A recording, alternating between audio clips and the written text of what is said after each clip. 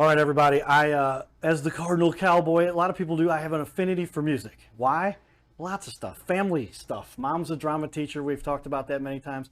Still teaching drama. She's about to, I won't say how old my mom's going to be, but she's selling a big one. And you can guess how old I am, how old she must be. She's still doing great. But she made me take piano lessons when I was a kid. A lot of people don't know that either. So I don't know, maybe that's the reason I love music. But I'm not that great at that.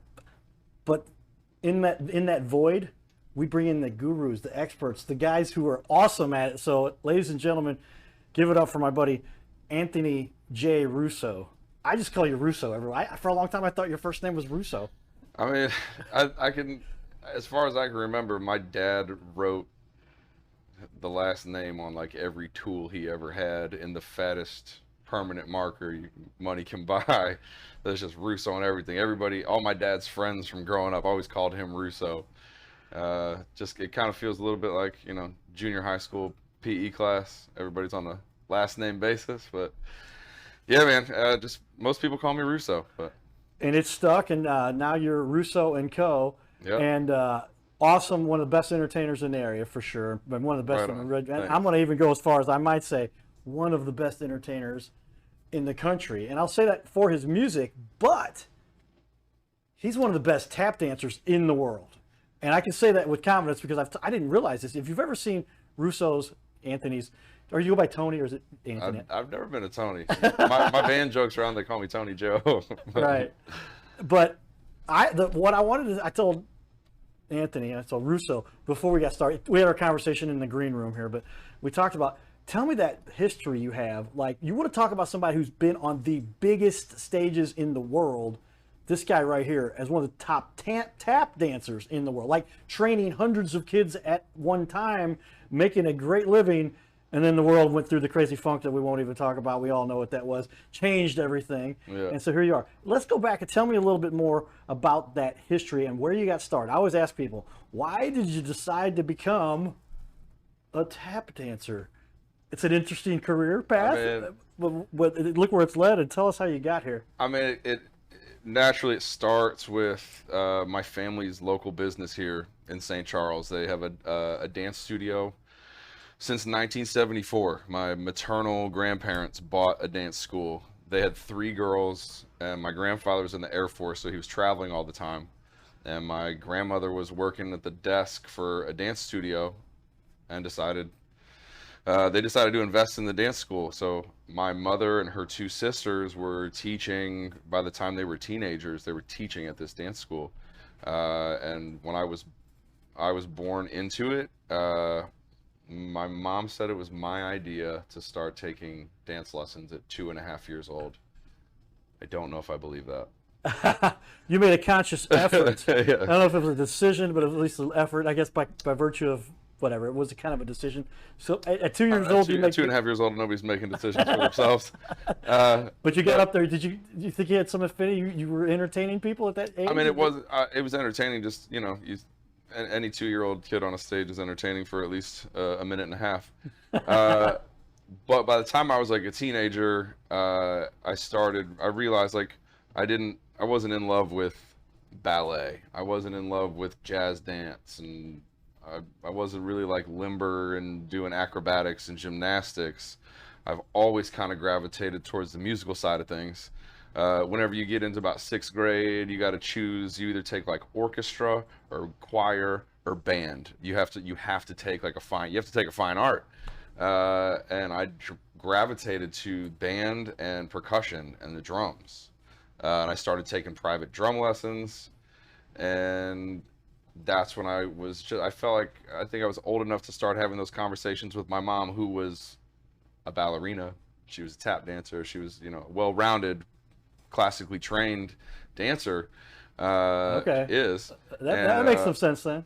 And I had to be like, hey, I don't want to take ballet class anymore. Okay. It's not my thing. Right. And I'm not. Aside from the fact I'm getting made fun of for it at school. I say ballet is not the normal path for the average 6th grader, 3rd grader. Not really, man. But there's still something to it, I guess. I mean, like baseball, football, all that stuff. But I was the only boy in those dance classes for the most part. But I did have some mild success when I was young. I auditioned for the Muni here in St. Louis in Forest Park. There was a particular audition for a show. I think it was Anything Goes, which there's a huge tap feature in this show. You had to be 18 to audition for the equity ensemble. I was 15 and lied at the audition. Wow. All right. And I got the job. And at 15 years old, for two weeks or something at the Muni, made $600 a week to tap dance in a local production. And I was like, all right, there's something to this. Is this you? I just cheated on you behind the scenes here. Oh man, that's an old one. All right.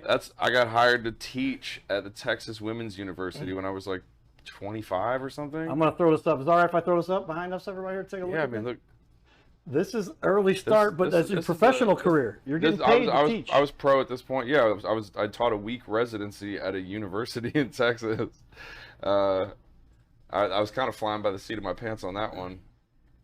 As far as like coming up with a versatile range of topics to cover over the course of the week. So it wasn't just tap dance. That was like the demonstration I did at the very end of the residency. Okay.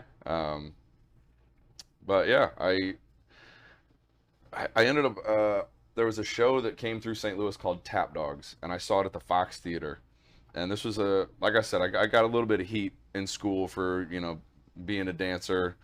Not a very common thing for a guy to do growing up. I saw a show called Tap Dogs, and it was 6 guys in jeans and t-shirts and boots with taps on them, and it was like a quasi sort of construction site. It was like blue collar meets tap dancing, and it was just like rough and tough, and it was 6 dudes, just kind of like giving each other hard times, tap dancing, working and sweating, and they had the Fox Theater on their feet for 3 standing ovations, and I was like, I think I want to do that. And I was about 15 when I saw that show, and at 17 I had the opportunity to audition for them. And I booked it 2 weeks before my senior year of high school. Yeah, I got the call to go on a national tour around the U.S. and Canada, like 35 cities, something in 4 months, on a rock star coach. Like what a rock and roll tour looks like, with the tour bus for the cast, tour bus for the crew, a tractor trailer with the set. I was 17 and I was a part of that as a tap dancer. It was insane. Well, that's where I wanted everybody to understand. I knew a little bit about this because periodically I do get to have conversations with guys doing crazy fun stuff, like I saw Anthony doing down at Crawl Daddies, which now has become something else. But yeah. I was like, tell me the background here. It's not too often you see a guy dancing and singing at the same time. And it's tap dance. He'd break it out and do it on his own, just himself. And you could hear the beat and the tap. You're like, this guy isn't just doing this as some kind of little fun thing he just started doing for extra entertainment. He's a pro at this. I got to learn more. I'm bringing tap dance into an environment where you wouldn't expect to see it. Absolutely. And it's catching some momentum right now. Well, and that's exceptionally cool. As we we can be a little more casual with our conversations here. We have 2 shows every week now on ABC. Primary show, we're working with business owners and business people. The other show, I've decided I want to do more of the community stuff. And after running into Anthony a bunch, I don't even know, I hadn't seen you for a week or 2, so it wasn't like I was just like cross paths with you, but something stuck in my mind about you. I'm like, if I'm gonna have some cool people on and do shows like this is like the 2nd show we've done, community-based, dedicating the show to you. We might edit it, fit other stuff in, but I think the easy thing for me is just to make one show all about who I want to talk about. Right on. I make it happen because I love it. And what you started talking to me about with regard to your background and where this went, I'm like, dude, you're like a rock star, like world famous, done things on stage in front of tens of thousands of people. This is not some little tap dance thing that somebody's like, hey, he does it for fun on the weekends. Yeah. He's done this on the big show and with the tour bus. Tell us more about that. That to me is the most exciting piece so far, what I know about you. I see you performing and the band, the crowd goes crazy every time you perform. You even let me sing with them once. I don't know if that helped you or hurt you, but tell me. Any press is good press. Take me back to that. When you're going up and you're saying, Okay, I'm going to go tour Canada, every province, he said, Mm-hmm. in Canada as a 16, 17, 18, whatever you. 17 years old. And where to go from there? Well, I did that first 4 month tour, and then we did what would have been like my second semester of my senior year of high school. They got an offer to do 2 months at a casino in Reno, Nevada. I turned 18 working that contract. I was working in a place that I couldn't even walk through, really. I couldn't really even be there without supervision or a chaperone. A couple of my gigs, I'd walk to the edge of the casino floor, wait for the extra security guard to give me the escort to the theater so I could go perform in the show that I was hired to do. But no, I did a short contract in Reno. I came back. I graduated high school on time because I did a couple of like homeschool classes to make sure I did. Got to walk with my class through the hat. Where'd you graduate from? St. Charles High School, class of 2002. St. Charles High School, right here in good old St. Charles, Missouri. I think we say Missouri at that part. It might be a Your quarter. might be a latitude thing. I don't know. Yeah, Missouri versus Missouri. Yeah. They both are proper, by the way, ladies Yeah. and gentlemen. I'm from Fenton, so we say Warsh. Yeah, farty fire. Farty far, right? But really cool stuff. Where'd it go from there? So then you're touring the country, doing all kinds of stuff. You gave us a hint. You're getting close to the big 4-0. I don't like to tell people. Guys don't care about that so much, right? Better with time. But fill some of the gaps there for me. And some of the hurdles. You told me about the craziness with. I don't even say what it was. We all know the craziest the last couple of years. We'll get to that. Take me up to that. I toured, during my senior year of high school. I turned 18 in Reno. Came home. All my friends. We kind of had that last summer before everyone goes to college. We went back to Reno again for a 4-month contract. Wow. And then when I came back, I didn't really know what I wanted to do yet because I had just kind of gone through this whirlwind of like a North American tour, casino in Reno for 2 months, back to the same casino in Reno for another 4. I'd just done 6 months casino work before when I was still 18 years old. All my friends are going to college, and so I went to SCA for a semester, and it was just enough to make me realize that's not where I needed to be. So when I was 19 years old, I moved to New York City. My aunt Karen was working in New York and had an apartment, and I moved into her dining room for a few months to kind of get on my feet in the city. And you lived in the dining room. Yeah, dining room in the Bronx across from Yankee Stadium. Oh, wow, and okay. I was there about 3 months, and then a buddy of mine was commuting from his parents' place in Connecticut. My buddy Chris Irk, he needed a place to live. I needed out of this dining room in my aunt's apartment, and I ended up living in New York City for 10 years. I've done things as a tap dancer that most musicians would dream of and don't have the opportunity to do. I've tap danced at the Kennedy Center in D.C., wow, Carnegie Hall, Radio City Music Hall, the Beacon Theater, the Chicago Theater. Like, there's a Fox in Detroit. There's a Fox in Atlanta. The list is 1.5 miles long. I can't even remember half the places. But like, I've toured Australia. I've played South Africa 3 times. I've toured China 5 times, Taiwan. I've toured Italy for a couple of months. Lived in Germany for 6 months to tap dance. Holy cow! People have no idea. They're like, "Oh, this guy tap dances while he plays guitar." I'm like, do you know why? Now maybe do you I know realize. how I learned this weird thing.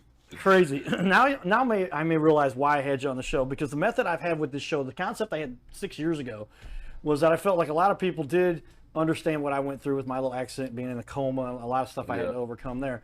But I felt that was almost a little bit like too much for people. But I still wanted people to realize that life is so much more about what you decide to go after with a passion and decide nothing's going to stop you. It sounds like that's exactly what you've done here. Also, doing something like on a total tangent that's way outside of the box. Like, I don't know too many kids. It's a non-traditional way to make a living. And so that's what I'm like, wow, this is really cool to share for you to share with people. Thank you.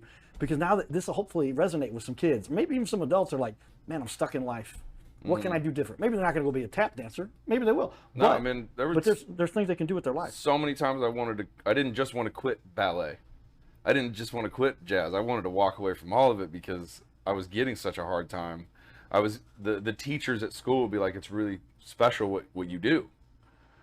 But half the students are like, I'm just getting made fun of for it and getting outcast for something that I think it's musical, it's rhythmic, it's physical, it's performance art, it's creative, and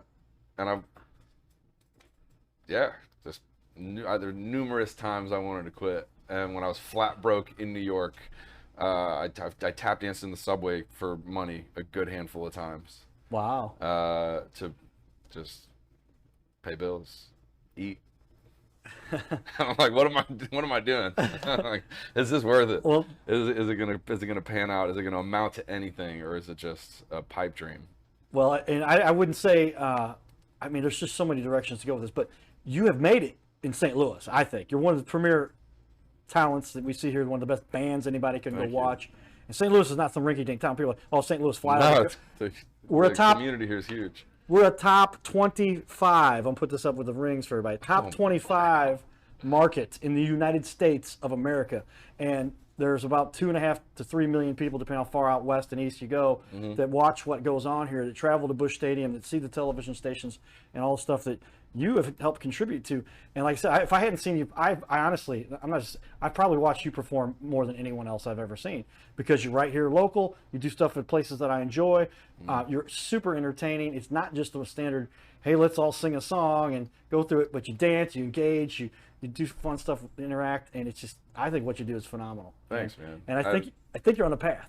It's starting to, the music thing was a hobby. When I was on my first tour, three guys in that company traveled with acoustic guitars. So we're on these overnight bus rides. Sometimes you finish a show, you get on the bus, you drive overnight, you land in the city, you get up, you go find some breakfast, we get a hotel room to kind of get a shower and get some real sleep. But these guys would, just hang out and play guitars to pass the time and sing road songs and Bob Seger and all this kind of stuff. And so the second tour that I went on, over the course of that 10 years in New York, I did all that touring. And they were all, 3-month to 8-month contracts, everything in between. My second tour, I bought a guitar and I went on tour with an acoustic guitar, and I learned how to play. These guys, a lot of these guys were self-taught, but we were just hanging out in the back lounge of a tour bus, traveling as tap dancers, but passing the time with a guitar. And this guitar just recently went from a hobby and something that I considered to be just a little side thing. I don't do anything else but that now. Bunch of fun stuff coming up. Fill the gap for me if you can, kind of quickly. We're trying to do a half-hour show here. I feel like we're going to end up doing 45 minutes, maybe an hour, maybe 6. Who knows? But you got to sleep in bed. But I do.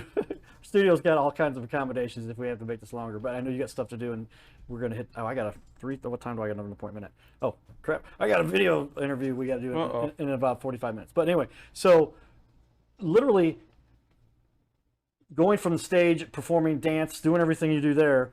When did, I'm trying to figure out where it went from, and I guess was that part of the craziness we had in our world? I don't like to call it anything. Yeah, well, where would the transition to the music band stuff from dance? That's where I'm trying. And was it a big shift, and you had to kind of like figure out what to do? I guess you were kind of telling me. Yeah, I mean, I got the rug pulled out.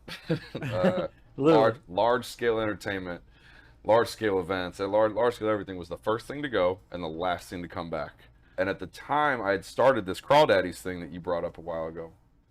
I was performing. I wanted to get better at playing my guitar in front of people. I wanted to start workshopping this music thing and force myself to get better. And the only way to get better is to just jump in the pool. At least that's how I operate. So I found this place, Crawdaddies, and I played on Sunday nights, which is kind of an off night. It was a little bit slower, so I'm not trying to be Friday, Saturday night guy. Played on Sunday nights from 6 to 9. Well, when all the bars shut down, I started live streaming from my house, and I kind of curated a little bar-looking space in my basement. I stapled a sheet to the ceiling, hung some lights, bought some of the gear necessary to increase the production quality of it, and I would live stream from my basement on Sundays, the same block I would normally be out in the public. And I just started live streaming it. And at the time, we had a band called Wood Eye. It was a little bluegrass trio. We changed the name to the Drive-By Boys, and we put it on a flatbed trailer. And we started pulling this trailer into people's neighborhoods and driveways and parking lots and block parties. Because there was enough distance for whatever the rules were that you could do that. Yeah, first one we did was in the parking lot out kind of behind where the mayor lives.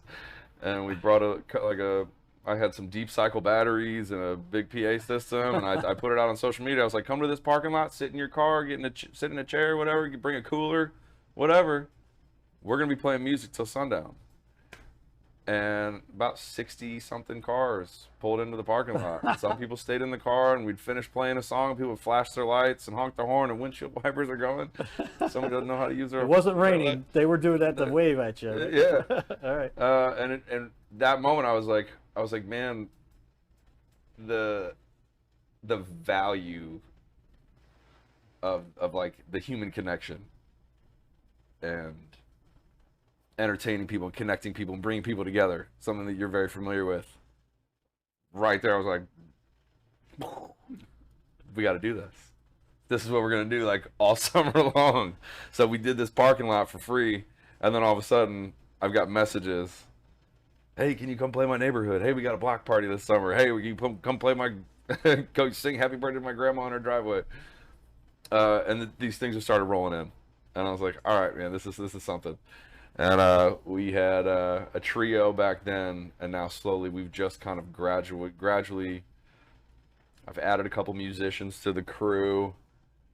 And we changed the name to Russo and Company because we have original music out on, iTunes, Spotify, wherever you get your music online.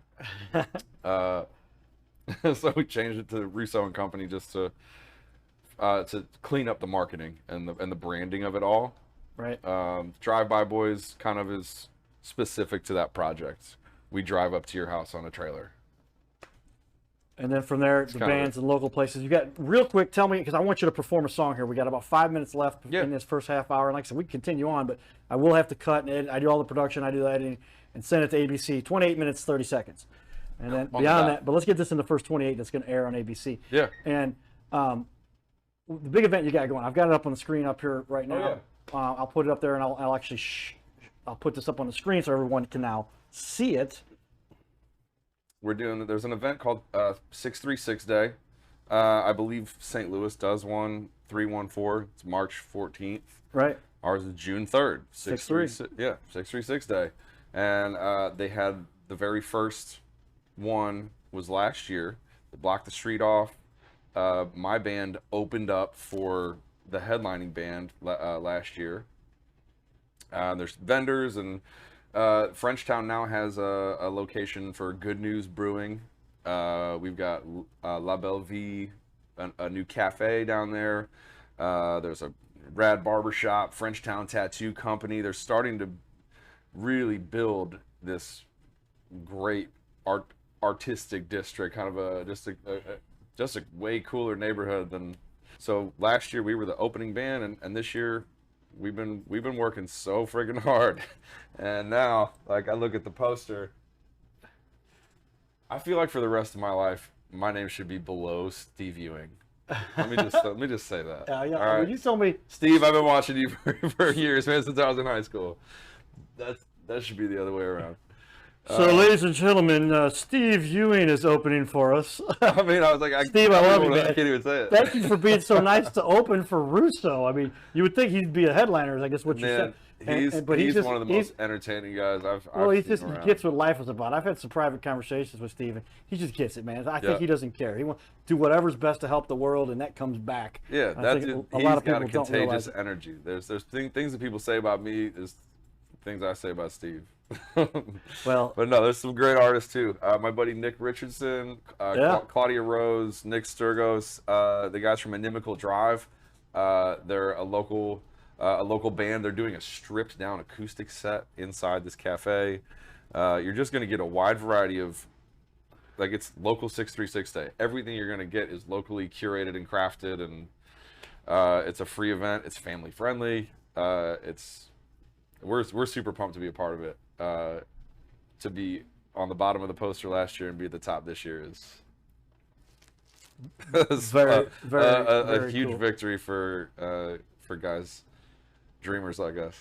Well, I want to get into that. Let's close out this 28 minutes. We'll continue talking a little bit after. How long you got Sure. till you got to get out of here? I got a little bit. Okay. And go. with that, I'm going to have Anthony play us a tune. A lot of people have seen or heard, I guess. More people are telling me they're hearing this. I was asked to do the voiceovers for one of our clients who said, we're looking for a community leader. We got a guy in Kansas City. These guys are based out of Kansas City, but they got an office here too called Renter Garage.